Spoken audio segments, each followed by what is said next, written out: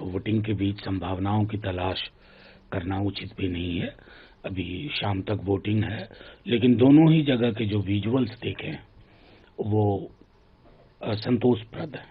और महत्वपूर्ण यह है कि पश्चिम बंगाल में जिस लेवल पे एसआईआर के माध्यम से लोगों के नाम खारिज किए गए, ट्रिब्यूनल ने लाखों में से कल संभवतः 136-37 को ही क्लियर किया। एक ऑनरेबल जज कह रहे थे कि इस बार नहीं तो अगली बार वोट। जब देश में आप इस तरह की विसंगतियों को अपनी डेमोक्रेसी में अक्सर देखने लगते हैं तो चिंता का सबब भी होता है।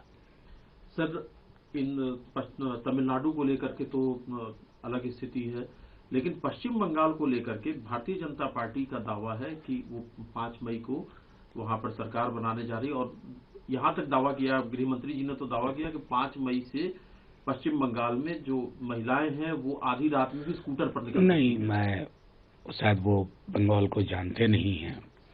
बहुत लंबा गौरवशाली इतिहास रहा है। जो एक वहाँ इंटेलेक्चुअल ट्रेडिशन है उसकी झलक उनको वाकिफ नहीं है गृह मंत्री जी। और गृह मंत्री जी जिस जुबान में बात कर रहे हैं उसमें मुझे कॉन्फिडेंस कम, हताशा ज्यादा लग रही है, क्योंकि ऐसी ही जुबान कम मुझे 2015 में स्मरण है कि वो बिहार में बोल रहे थे। आज ही मैंने एक प्रमुख अंग्रेजी दैनिक जो कलकत्ता से प्रकाशित होता है, मैंने अपनी मनोभावना उसमें लिखी है, एक निष्पक्ष राय कि हमारे फेडरल कैरेक्टर के लिए भी बंगाल एक महत्वपूर्ण अवयव है। सर, मल्लिकार्जुन खड़गे ने प्रधानमंत्री मोदी के लिए आतंकी शब्द का इस्तेमाल किया था, उसको लेकर के Bharatiya Janata party election commission गई थी और इलेक्शन कमीशन की तरफ से खड़गे साहब को नोटिस दिया गया, क्या करें? नहीं, देखिए, मैं पहले भी जब इस पर बात हुई थी, हालांकि खड़गे साहब ने तुरंत क्लैरिफाई भी कर दिया। बावजूद इसके मैं समझता हूं कि हम सबको भाषा की गरिमा का ध्यान रखना होगा। लेकिन मैं पूछना चाहता हूं कि 2012-13 से पहले इस देश में ऐसा नहीं होता था। ये शुरुआत किसने की है? एक छोटा उदाहरण देता हूं। आप अपने विपक्ष को, टेररिस्ट क्या होता है? राष्ट्र विरोधी। एंटी नेशनल क्या होता है? राष्ट्र विरोधी। आप अपने विपक्ष को एंटी नेशनल कहते हैं, चुनाव आयोग के कान पे जून ही रेंगती है। आप अपने विपक्ष को अर्बन नक्सल कहते हैं, कुछ चुनाव आयोग के कान में जून ही रेंगती है। कम से कम बैलेंस के लिए यार दिखो तो कि निष्पक्ष हो। पूरा लोकसभा चुनाव भैंस मंगलसूत्र मुजरा होता रहा, हमने कंप्लेन की, कोई हरकत नहीं। तो ये जो सेलेक्टिव हरकत होती है ना, उससे ज्यादा चिंता होती है।